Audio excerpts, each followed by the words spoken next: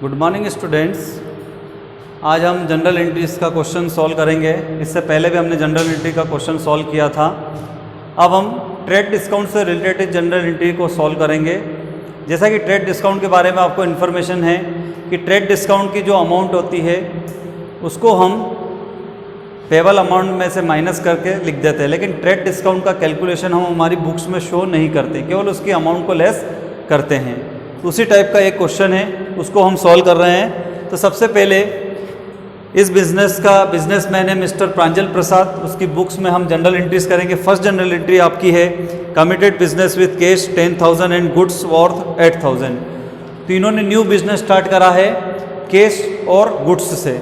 तो जैसा कि हम जब भी न्यू बिजनेस स्टार्ट करते हैं तो हमारी फर्स्ट जनरल एंट्री होती है जिससे भी हम स्टार्ट करते हैं। तो यहाँ पे कैश और गुड्स से स्टार्ट कर रहा है तो हमारी जनरल एंट्री हो जाएगी cash account DR, stock account DR, capital account. ठीक है, कैश अमाउंट की डेबिट में लिखी, डेबिट की अमाउंट डेबिट में लिख दी, स्टॉक की, कैपिटल को हमने क्रेडिट करा तो उसकी अमाउंट को हमने क्रेडिट में लिख दिया। ठीक है, नरेशन में हम लिख देंगे being the started business with cash and goods, मतलब हमने कैश और माल से बिजनेस स्टार्ट किया। सेकंड एंट्री है, सेकंड एंट्री ध्यान से पढ़ना आप, ट्रेड डिस्काउंट से रिलेटेड है। Goods sold for ₹2,000 at 10% trade discount for cash to Suresh.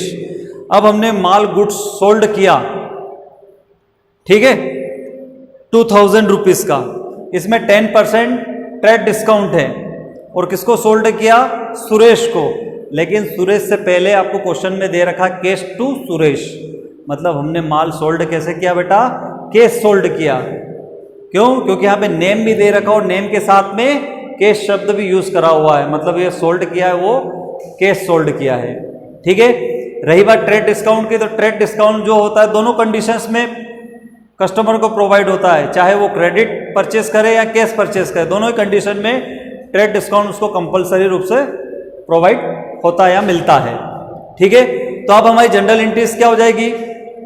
Sold किया है तो माल हमारे बिजनेस से आउट हुआ, तो क्या हुआ बेटा? सेल्स किया, इसलिए सेल्स अकाउंट को हम क्रेडिट करेंगे और कैश अकाउंट को डेबिट करेंगे। कैश हमारे पास आ रही है, कैश सोल्ड किया तो कैश अकाउंट को डेबिट और सेल्स अकाउंट को क्रेडिट। क्लियर?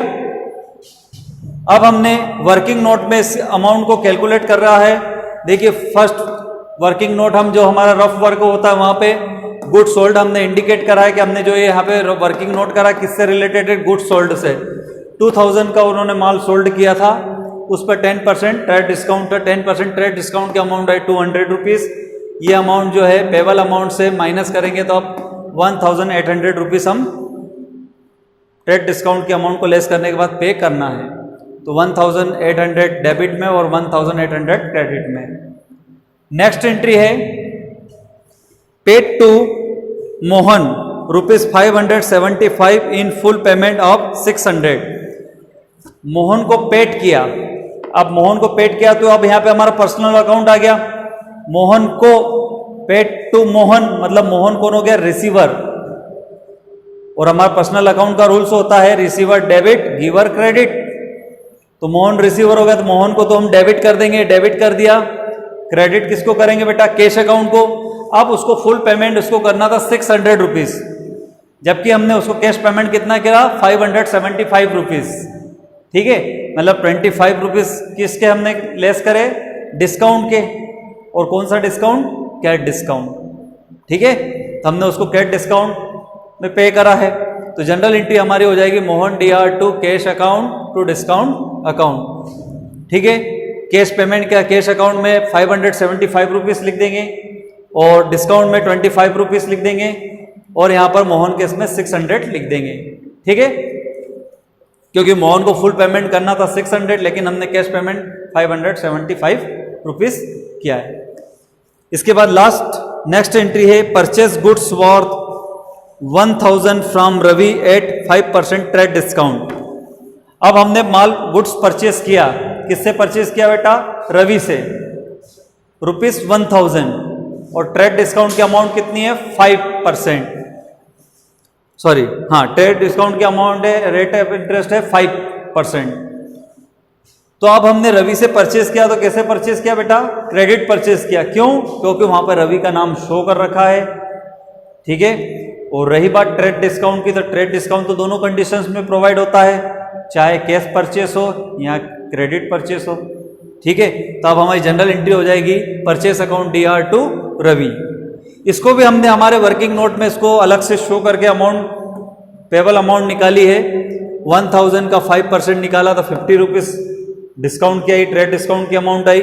इसको 1000 में से 50 रुपीज़ को माइनस करा तो 950 रुपीज़ पेबल अमाउंट आ गई, ठीक है। नरेशन में हम लिख देंगे being the goods purchase from Ravi, ठीक है। और इन दोनों साइड का हम टोटल लगा देते हैं तो हमारा 21,350 रुपीज़ आ जाता है। जो डेबिट साइड का बैलेंस रहेगा वही क्रेडिट साइड का बैलेंस रहेगा, क्योंकि जितनी अमाउंट से हमने जिसको डेबिट किया है उतनी ही अमाउंट्स उसको क्रेडिट भी किया जाता है, इसलिए दोनों साइड का जो बैलेंस है इक्वल आएगा, ठीक है बेटो। स्टूडेंट्स, ये मैंने इस क्वेश्चन को कुछ इजी तरीके से सॉल्व करा है, ठीक है।